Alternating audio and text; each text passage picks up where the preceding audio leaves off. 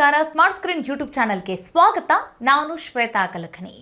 ಪಳಾರ್ ಗಿಲ್ಲಿ ಗಿಲ್ಲಿ ಇನ್ನು ಮುಂದೆ ಇಷ್ಟು ದಿನಗಳ ಕಾಲ ಬಿಗ್ ಬಾಸ್ನಲ್ಲಿ ಅಬ್ಬರಿಸಿ ಒಳ್ಳೆ ಕಾಮಿಡಿಯನ್ನು ಮಾಡಿ ಮನೋರಂಜನೆಯನ್ನು ಕೊಟ್ಟು ಅಭಿಮಾನಿಗಳನ್ನು ನಕ್ಕು ನೆಲೆಸಿದ್ದಂತಹ ಗಿಲ್ಲಿ ಇನ್ನು ಮುಂದೆ ಸಿನಿಮಾದಲ್ಲಿ ಹೀರೋ ಆಗಿ ಅಬ್ಬರಿಸಲಿಕ್ಕೆ ಸಜ್ಜಾಗಿದ್ದಾರೆ. ಪಳಾರ್ ಸಿನಿಮಾ ಮೂಲಕ ಸಿನಿಮಾ ರಂಗಕ್ಕೆ ಪಾದಾರ್ಪಣೆ ಮಾಡಲು ಸಜ್ಜಾಗಿರುವಂತಹ ಗಿಲ್ಲಿಯ ಸಿನಿಮಾ ನೋಡಲು ಅಭಿಮಾನಿಗಳು ಈಗ ಕಾತರದಿಂದ ಕಾಯ್ತಾ ಇದ್ದಾರೆ. ಒಟ್ಟಿನಲ್ಲಿ ಬಿಗ್ ಬಾಸ್ ಮುಗಿದ ನಂತರ ಮುಂದೇನು ಅಂತ ಹೇಳಿ ಅಭಿಮಾನಿಗಳು ಗಿಲ್ಲಿಗೆ ಪ್ರಶ್ನೆಯನ್ನು ಮಾಡ್ತಾ ಇದ್ರು. ಗಿಲ್ಲಿ ಈಗ ಅಭಿಮಾನಿಗಳಿಗೆ ಒಂದೊಳ್ಳೆ ಗುಡ್ ನ್ಯೂಸ್ ಅನ್ನ ಕೊಟ್ಟಿದ್ದಾರೆ, ಸಿಹಿ ಸುದ್ದಿಯನ್ನ ಹಂಚಿಕೊಂಡಿದ್ದಾರೆ. ಇನ್ನು ಮುಂದೆ ನಾನು ಕಾಮಿಡಿಯನ್ ಅಷ್ಟೇ ಅಲ್ಲ, ಸಿನಿಮಾದಲ್ಲಿ ಹೀರೋ ಆಗಿ ಆರ್ಭಟಿಸಲಿಕ್ಕೆ ಬರ್ತಾ ಇದ್ದೀನಿ, ಕಾಯ್ತಾ ಇರಿ ಅಂತ ಹೇಳಿ ಒಳ್ಳೆ ಮೆಸೇಜ್ ಅನ್ನ ಕೊಟ್ಟಿದ್ದಾರೆ.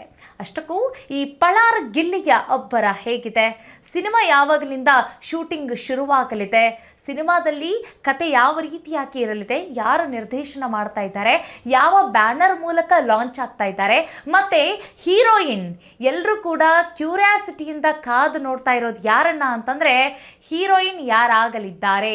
ಕಾವ್ಯ ಶೈವ ಹೀರೋಯಿನ್ ಆಗಲಿದ್ದಾರಾ ಅಥವಾ ಶ್ರೀಲೀಲಾ ಆಗಲಿದ್ದಾರಾ ಅನ್ನುವಂಥ ಪ್ರಶ್ನೆ ಎಲ್ಲರಲ್ಲೂ ಕೂಡ ಮೂಡಿದೆ.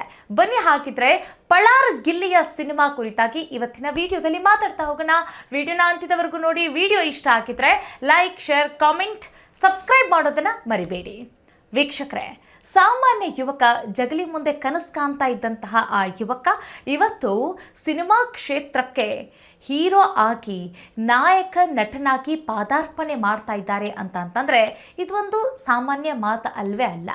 ನೋಡಿ, ಕಳೆದ ವರ್ಷ ಈ ಬಿಗ್ ಬಾಸ್ ರಿಯಾಲಿಟಿ ಶೋ ಮೂಲಕ ಇವತ್ತು ಎಲ್ಲರ ಮನೆ ಮಾತಾಗಿರುವಂತಹ ಗಿಲ್ಲಿ ನಟ ಪಳಾರ್ ಗಿಲ್ಲಿ ಇವತ್ತು ಸಿನಿಮಾ ಮೂಲಕ ಮತ್ತೆ ಎಲ್ಲರ ಮನಸ್ಸನ್ನು ಗೆಲ್ಲಲಿಕ್ಕೆ ಇವಾಗ ಸಜ್ಜಾಗಿ ನಿಂತ್ಕೊಂಡಿದ್ದಾರೆ. ಸಾಮಾನ್ಯರು ಏನು ಮಾತಾಡ್ತಿದ್ದಾರೆ ಅಂತಂತಂದರೆ ಇದು ಗಿಲ್ಲಿಯ ಗೆಲುವು ಅಷ್ಟೇ ಅಲ್ಲ, ನಮ್ಮೆಲ್ಲರ ಗೆಲುವು ಅಂತ ಹೇಳ್ತಿದ್ದಾರೆ. ಯಾಕಂತಂದರೆ ನೋಡಿ, ಇವತ್ತು ಸಿನಿಮಾ ಕ್ಷೇತ್ರಕ್ಕೆ ಕಾಲಿಡಬೇಕು, ಸಿನಿಮಾ ರಂಗದಲ್ಲಿ ನಾಯಕ ನಟನಾಗಿ ಮುಂದೆ ಬರಬೇಕು ಅಂತಂತಂದರೆ ಅವ್ರಿಗೊಂದು ಬ್ಯಾಕ್ಗ್ರೌಂಡ್ ಇರಲೇಬೇಕು. ಅವರು ಪೊಲಿಟಿಷಿಯನ್ ಬ್ಯಾಕ್ಗ್ರೌಂಡ್ ಆದರೂ ಹೊಂದಿರಬೇಕು, ಅಥವಾ ತುಂಬ ದುಡ್ಡು ಕಾಸನ್ನು ಹೊಂದಿರಬೇಕು, ಅಥವಾ ಹೈ ಇನ್ಫ್ಲೂಯೆನ್ಸ್ ಆದರೂ ಬೇಕೇ ಬೇಕಾಗಿರುತ್ತೆ. ಏನೂ ಇಲ್ಲದಂತಹ ಯುವಕ ಬರೀ ತನ್ನ ಟ್ಯಾಲೆಂಟ್, ತಾನು ಮಾಡುವಂತಹ ಕಾಮಿಡಿ ಮತ್ತು ತನ್ನ ಯೂಟ್ಯೂಬ್ ಚಾನಲ್ನ ಮೂಲಕ ಅವತ್ತೇನು ಅವರು ಒಂದಷ್ಟು ಕಂಟೆಂಟ್ನ ಕ್ರಿಯೇಟ್ ಮಾಡ್ತಾ ಇದ್ರಲ್ಲ, ಆ ಮೂಲಕ ಒಂದು ವೇದಿಕೆಗೆ ಅವರು ಸೆಲೆಕ್ಟ್ ಆಗ್ತಾರೆ. ಝೀ ಕನ್ನಡದಲ್ಲಿ ಬರುವಂಥ ರಿಯಾಲಿಟಿ ಶೋನಲ್ಲಿ ಅವರು ಸೆಲೆಕ್ಟ್ ಆಗಿ ಅವತ್ತು ಅವರು ನಕ್ಕಿ ನಲಿಸಿದಂತಹ ಅವತ್ತಿನ ಆ ಕಾಮಿಡಿಗಳು ಇವತ್ತು ಅವ್ರನ್ನ ಬಿಗ್ ಬಾಸ್ ಮನೆವರೆಗೂ ಕೂಡ ಕರ್ಕೊಂಡು ಬಂತು. ಬಿಗ್ ಬಾಸ್ ಮನೆಯಲ್ಲಿ ಅವರು ಆಡಿದಂತಹ ಆ ಆಟ, ಕಾಮಿಡಿ, ತರ್ಲೆ, ತಮಾಷೆ ಎಲ್ಲರ ಮನಸ್ಸು ಕದೀಲಿಕ್ಕೆ ಅದೆಲ್ಲವೂ ಕೂಡ ಸಹಾಯ ಆಯಿತು. ಸೊ ಇವತ್ತೇನಾಯಿತು ಅಂತಂದರೆ ಬಿಗ್ ಬಾಸ್ನ ಟ್ರೋಫಿ ಗೆಲ್ಲಲಿಕ್ಕೂ ಕೂಡ ಅವ್ರಿಗೆ ಅದೆಲ್ಲವೂ ಕೂಡ ಕಾರಣ ಆಯಿತು, ಮತ್ತು ಅದೆಲ್ಲವೂ ಕೂಡ ಕೈ ಹಿಡಿತು ಅಂತ ಹೇಳ್ಬೋದು. ಸೊ ನೋಡಿ, ಇಷ್ಟೆಲ್ಲ ಅಭಿಮಾನಿ ವೃಂದವನ್ನು ಹೊಂದಿರುವಂತಹ ಗಿಲ್ಲಿ ನಟನಿಗೆ ನಾವ್ಯಾಕೊಂದು ಅವಕಾಶ ಕೊಡಬಾರ್ದು ಅಂತ ಹೇಳಿ ಈಗ ನಿರ್ಮಾಪಕರು ಮತ್ತು ನಿರ್ದೇಶಕರು ಗಿಲ್ಲಿಯ ಬೆನ್ನು ಹತ್ತಿದ್ದಾರೆ. ಸೊ ಹಾಗಾಗಿ ಇವತ್ತು ನೋಡಿ, ಬಂದಿರುವ ಅವಕಾಶವನ್ನು ಕೈ ಬಿಡಬಾರ್ದು ಅಂತ ಹೇಳಿ ಗಿಲ್ಲಿ ಒಳ್ಳೆಯ ನಿರ್ಧಾರವನ್ನು ತೆಗೆದುಕೊಂಡಿದ್ದಾರೆ. ನೋಡಿ, ಗಿಲ್ಲಿಗೆ ಸೂಟ್ ಆಗುವಂಥ ಕ್ಯಾರೆಕ್ಟರ್ನ ನಿರ್ದೇಶಕರು ಈಗ ಹೆಣೆದಿದ್ದಾರೆ. ಸೊ ಗಿಲ್ಲಿ ಯಾವ ಒಂದು ಅಂತಂದರೆ ಭಾಷೆ ಸೊಗಡಲ್ಲಿ ಮಾತನಾಡಿದರೆ ಜನಗಳಿಗೆ ಇಷ್ಟ ಆಗುತ್ತೆ, ಮತ್ತು ಗಿಲ್ಲಿಗೆ ಯಾವ ಒಂದು ಕಥೆಯನ್ನು ಕೊಟ್ಟರೆ ಜನ ಇಷ್ಟಪಡ್ತಾರೆ ಎಲ್ಲವನ್ನು ಕೂಡ ಅರ್ಥ ಮಾಡಿಕೊಂಡು ಮತ್ತು ಗಿಲ್ಲಿಯ ಅಭಿಮಾನಿಗಳನ್ನು ಕಾನ್ಸಂಟ್ರೇಟ್ ಮಾಡಿ. ನೋಡಿ, ನಿಮಗೆ ಗೊತ್ತಿರ್ಬೋದು, ಬಿಗ್ ಬಾಸ್ ಟ್ರೋಫಿಯನ್ನು ಗೆದ್ದಾಗ ಗಿಲ್ಲಿಯ ಸಂಭ್ರಮಾಚರಣೆ ಹೇಗಿತ್ತು. ಅವತ್ತು ಅಭಿಮಾನಿಗಳು ಗಿಲ್ಲಿ ಗೆದ್ದಿರೋ ಖುಷಿಯನ್ನು ಅದು ಎಷ್ಟರ ಮಟ್ಟಿಗೆ ಸಂಭ್ರಮಿಸಿದ್ರು. ತಾವೇ ಗೆದ್ದುಬಿಟ್ರೇನೋ ಬಿಗ್ ಬಾಸ್ನ ಟ್ರೋಫಿ ಅನ್ನೋಷ್ಟರ ಮಟ್ಟಿಗೆ ಅವತ್ತು ಗಿಲ್ಲಿಯ ಗೆಲುವನ್ನು ಸಂಭ್ರಮಿಸಿದ್ರು. ಹಾಗಾಗಿ ಅಪಾರ ಅಭಿಮಾನಿಗಳನ್ನು ಹೊಂದಿರುವಂತಹ ಗಿಲ್ಲಿಯ ಅಭಿಮಾನಿಗಳನ್ನು ಕಾನ್ಸಂಟ್ರೇಟ್ ಮಾಡಿರುವಂತಹ KVN ಪ್ರೊಡಕ್ಷನ್ ಮತ್ತು ನಿರ್ದೇಶಕರಾದಂತಹ ಚಂದ್ರಮೋಹನ್ ಅವರು ಗಿಲ್ಲಿಯ ತಕ್ಕನ ಹಾಗೆ ಒಂದು ಕಥೆಯನ್ನು ಬರೆದಿದ್ದಾರೆ. ಆ ಸಿನಿಮಾಗೆ ಪಳಾರ್ ಅಂತ ಹೇಳಿ ಟೈಟಲ್ ಅನ್ನು ಕೂಡ ಕೊಟ್ಟಿದ್ದಾರೆ. ಸಿನಿಮಾ ಹೆಸರನ್ನ ಲಾಂಚ್ ಮಾಡಿದ್ದಾರೆ. ಗೊತ್ತಿಲ್ಲ ಮುಂದೆ ಏನಾದರೂ ಚೇಂಜ್ ಆಗುತ್ತಾ ಅಥವಾ ಕಾದು ನೋಡಬೇಕಾಗತ್ತೆ.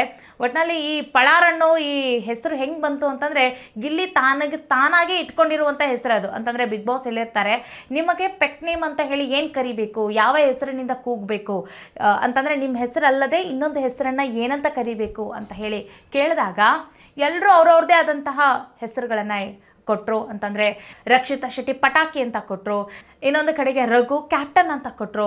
ಹೀಗೆ ಗಿಲ್ಲಿ ಪಳಾರ್ ಅಂತ ಹೇಳಿ ಒಂದು ಹೆಸರನ್ನು ಕೊಟ್ಟಿದ್ರು. ತುಂಬ ಜನ ಅದನ್ನು ಇಷ್ಟಪಟ್ಟರು ಪಳಾರ್ ಅಂತ ಹೇಳಿ. ಅಂದರೆ ನೋಡಿ, ಹಳ್ಳಿ ಹುಡುಗ ಲೋಕಲ್ ಹುಡುಗ ಯಾವ ರೀತಿಯಾಗಿ ಇರ್ತಾರಲ್ಲ, ಸೊ ಅದೇ ರೀತಿಯಾಗಿ ಗಿಲ್ಲಿ ಬಿಗ್ ಬಾಸ್ ಮನೆಯಲ್ಲಿ ಇದ್ದಿರೋ ಕಾರಣಕ್ಕಾಗಿ ಆ ಹೆಸರಲ್ಲೂ ಕೂಡ ಪಳಾರ್ ಅಂತ ಹೇಳಿ ಬಂದಿರೋದು ಅದೆಲ್ಲವೂ ಕೂಡ ಜನಗಳಿಗೆ ಇಷ್ಟ ಆಗ್ತಾಯಿತ್ತು.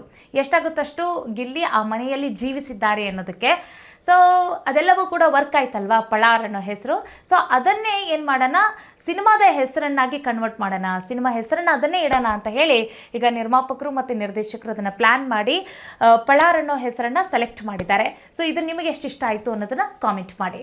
ನೋಡಿ, ಯಾವ ಬ್ಯಾನರ್ ಮೂಲಕ ಲಾಂಚ್ ಆಗ್ತಾ ಇದ್ದಾರೆ ಅನ್ನೋದು ಕೂಡ ಒಬ್ಬ ನಾಯಕ ನಟನಿಗೆ ಇದೆಲ್ಲವೂ ಕೂಡ ಇಂಪಾರ್ಟೆಂಟ್ ಆಗುತ್ತೆ. ಮತ್ತು ಆ ಸಿನಿಮಾ ಎಷ್ಟು ವರ್ಚಸ್ಸಾಗಿರುತ್ತೆ ಅನ್ನೋದು ಕೂಡ ಅಲ್ಲಿ ಹೇಳುತ್ತೆ, ಎಷ್ಟು ತೂಕವಾಗಿರುತ್ತೆ ಅನ್ನೋದು ಕೂಡ ಅಲ್ಲಿ ಹೇಳುತ್ತೆ. ಯಾವ ಬ್ಯಾನರ್ ಅನ್ನೋದು ಕೂಡ ಇಂಪಾರ್ಟೆಂಟ್ ಆಗುತ್ತೆ. ಕೆಲವೊಮ್ಮೆ ಕಥೆಗಳು ಕೂಡ ತುಂಬ ವರ್ಕ್ ಆಗುತ್ತೆ. ಕಂಟೆಂಟ್ ಚೆನ್ನಾಗಿದ್ದರೆ ಯಾವ ಬ್ಯಾನರ್ ಅನ್ನೋದು ಕೂಡ ಲೆಕ್ಕಕ್ಕೆ ಬರೋದಿಲ್ಲ, ಅವರು ಯಾವ ನಿರ್ದೇಶಕರು ಅನ್ನೋದು ಕೂಡ ಲೆಕ್ಕಕ್ಕೆ ಬರೋದಿಲ್ಲ. ಕಂಟೆಂಟ್ ಕೆಲವೊಮ್ಮೆ ಮಾತಾಡ್ಸುತ್ತೆ, ಜನಗಳಿಗೆ ಹಾರ್ಟ್ ಟಚ್ ಮಾಡುತ್ತೆ ಅನ್ನೋದು ಕೂಡ ಕೆಲವೊಂದನ್ನು ನೀವು ರೆಕಾರ್ಡ್ ಬ್ರೇಕ್ಗಳನ್ನು ನೋಡಿರ್ತೀರಿ. ಸೊ ಇಲ್ಲಿ ಏನಂತಂದರೆ KVN ಪ್ರೊಡಕ್ಷನ್ ನೋಡಿ, ತುಂಬ ಪ್ರಸಿದ್ಧಿ ಮತ್ತು ಖ್ಯಾತಿಯನ್ನು ಪಡೆದಿರುವಂತಹ ಮತ್ತು ಪ್ಯಾನ್ ಇಂಡಿಯಾ ಸಿನಿಮಾಗಳನ್ನು ಮಾಡ್ತಾ ಇರುವಂಥ KVN ಪ್ರೊಡಕ್ಷನ್ ಇವತ್ತು ಗಿಲ್ಲಿಗೆ ಪಳಾರ್ ಸಿನಿಮಾ ಮಾಡಲಿಕ್ಕೆ ಮುಂದೆ ಬಂದಿದೆ. ಆ ಬ್ಯಾನರ್ನ ಮೂಲಕ ಇವತ್ತು ಗಿಲ್ಲಿ ಸಿನಿಮಾ ಕ್ಷೇತ್ರಕ್ಕೆ ಕಾಲಿಡ್ತಾ ಇದ್ದಾರೆ, ಪಾದಾರ್ಪಣೆಯನ್ನು ಮಾಡ್ತಿದ್ದಾರೆ. ಇದೆಲ್ಲ ಅಪ್ಡೇಟ್ಸ್ ಯಾವಾಗ ಬಂತಪ್ಪ, ಯಾವಾಗ ಸಿಕ್ತು ಅಂತಂತಂದರೆ ಮೊನ್ನೆ ಗಿಲ್ಲಿಯ ಹುಟ್ಟುಹಬ್ಬ ಆಯಿತು. ಹುಟ್ಟುಹಬ್ಬದ ದಿನ ಗಿಲ್ಲಿ ಸಿನಿಮಾ ಮಾಡ್ತಾ ಇದ್ದಾರೆ ಅನ್ನುವಂಥ ಈ ಒಂದು ಸಿಹಿ ಸುದ್ದಿಯನ್ನು ಕೂಡ ಅಭಿಮಾನಿಗಳಿಗೆ ಕೊಟ್ಬಿಟ್ರೆ ಜನ ಖುಷಿ ಆಗ್ತಾರೆ ಅನ್ನೋ ಕಾರಣಕ್ಕಾಗಿ ಅವತ್ತು ಪಳಾರ್ ಸಿನಿಮಾ ಮಾಡ್ತಾ ಇದ್ದೀನಿ ಅಂತ ಹೇಳಿ ಅವತ್ತು ನೋಡಿ, ಗಿಲ್ಲಿಯ favourite hero Ravichandran, crazy star Ravichandran ಅವರು ಕ್ಲ್ಯಾಪ್ ಮಾಡ್ತಾ ಇದ್ದಾರೆ. ಅಂತಂದರೆ ಇವಾಗ ಜೂನ್ 28ರಿಂದ ಇವರ ಸಿನಿಮಾ ಶೂಟಿಂಗ್ ಶುರುವಾಗಲಿದೆ ಅಂತೆ. ಸೊ ಅವತ್ತಿನ ದಿನ ಶೂಟಿಂಗಿಗೆ ಕ್ಲ್ಯಾಪ್ ಮಾಡಲು ಇವಾಗ ಕ್ರೇಜಿ ಸ್ಟಾರ್ ರವಿಚಂದ್ರನ್ ಅವರು ಕೂಡ ಸಜ್ಜಾಗಿದ್ದಾರೆ. ಇದೆಲ್ಲವೂ ಕೂಡ ಗಿಲ್ಲಿಗೆ ತುಂಬ ಖುಷಿಯ ದಿನಗಳು, ತುಂಬ ಇಷ್ಟ ಆಗ್ತಾ ಇರುವಂಥ ದಿನಗಳು ಅಂತಂದರೆ ತಪ್ಪಿಲ್ಲ. ಇನ್ನೊಂದು ಕಡೆಗೆ ಈ ಸಿನಿಮಾದ ನಿರ್ದೇಶಕರು ಯಾರು ಅಂತಂದರೆ ಚಂದ್ರಮೋಹನ್ ಅವರು. ಸೊ ಇದೆಲ್ಲವೂ ಕೂಡ ಕ್ಲಿಯರ್.